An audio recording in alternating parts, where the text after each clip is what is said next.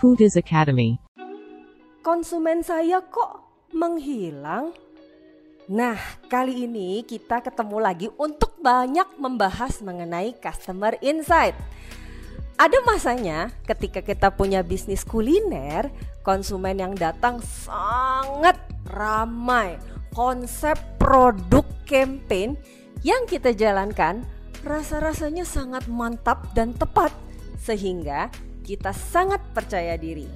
Ada masanya mungkin 2 tahun ke belakang ojol antri mengambil order konsumen, sampai kita sangat percaya inilah bisnis model yang paling oke saat itu, sehingga kita dengan cepat bisa membuka cloud kitchen di berbagai tempat. Sampai suatu saat, loh kok mulai sepi ya? Kemana konsumen yang dulu berduyun-duyun datang? Kemana ya ojol yang biasanya harus waiting list untuk ambil order? Kita mulai kebingungan dan terjebak dengan masa lalu yang biasanya masa lalu itu kan banyak banget, rame banget ya konsumennya. Nah, semoga hal yang tadi saya ceritain tuh ya nggak terjadi dengan bisnisnya Foodpreneur. Itu cuma cerita di negeri dongeng aja. Tapi kalaupun terjadi, apakah sudah terlambat? Oh, tentu saja tidak. Starbucks aja pernah gagal kok di Australia sampai mereka harus nutup banyak outlet dan merugi sangat besar. Mengapa konsumen kita hilang? Banyak sekali sebab mengapa konsumen kita menghilang dan tidak lagi ramai seperti dulu. Apa saja itu? Yang pertama ya, konsumen berubah sehingga brand kita bukan lagi pilihan. Yang kedua, kompetitor yang inovatif dan agresif tentunya. Ketiga, brand kita sudah tidak relevan lagi untuk konsumen. Keempat, standar layanan dan produk yang makin berkurang. Kelima, kesalahan strategi atau malah tidak punya strategi yang tepat. Yang keenam, hilang soul-nya sehingga konsumennya merasa boring, bosen. Jawabannya apa? Banyak penyebabnya. Dan inilah tugas penting kita untuk mencari tahu dan menemukan mengapa konsumen kita tidak datang lagi ke tempat kita. Gimana cari taunya?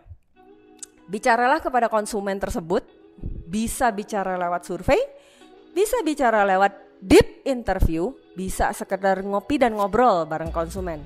Tanyain ke mereka, kenapa sih mereka gak datang lagi?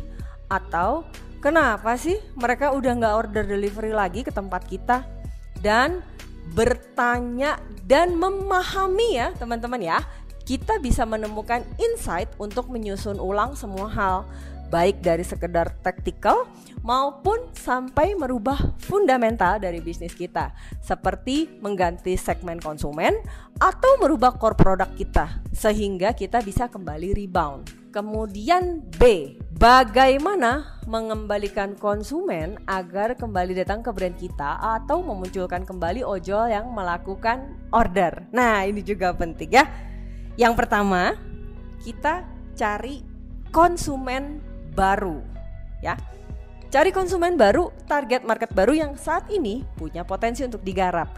Kalau dulu segmen konsumen kita anak nongkrong yang begaul nih ya, kita ubah menjadi segmen hangout buat kerja dan diskusi. Misalnya karena lokasi kita ada di daerah kampus nih ya, biarin aja yang nongkrong ke pesaing. Tapi buat yang mau kerja santai, nyaman dan fasilitas lengkap, ya perginya ke tempat kita tentunya.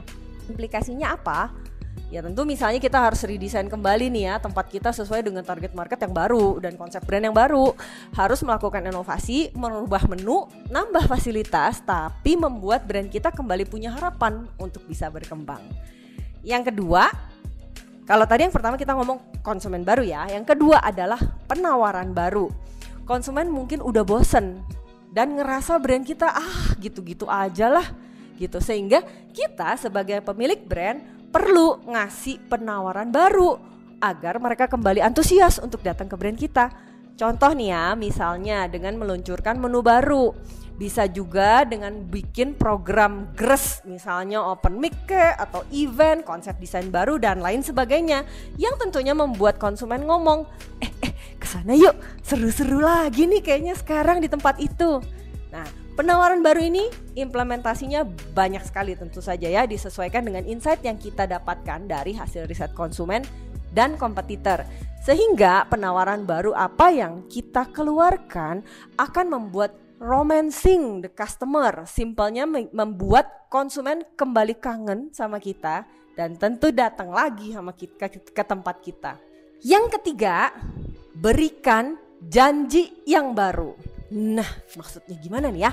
Kita juga bisa ngasih janji baru, new brand positioning, untuk mendorong kembali konsumen datang dan mendapatkan pengalaman baru di brand kita.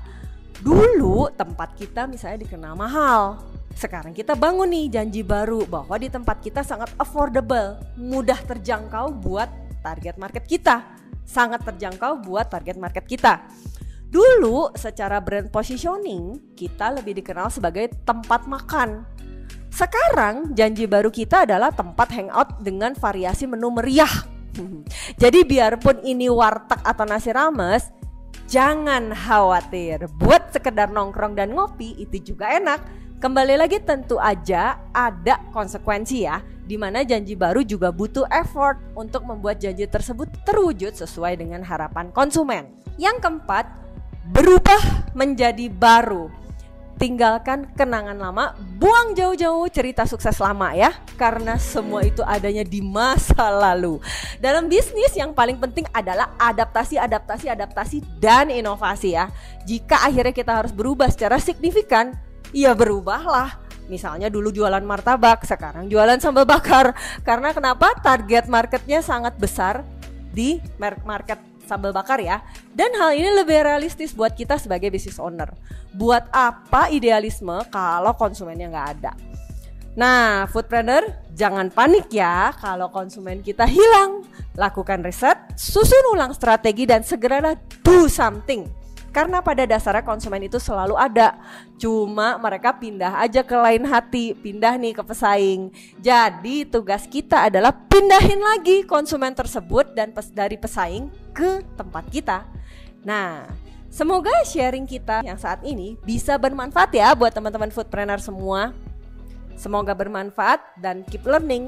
Jangan lupa di-share ke teman-teman lain agar banyak yang mendapatkan manfaatnya ya.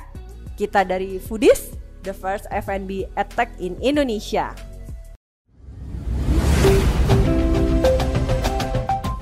Foodies Academy.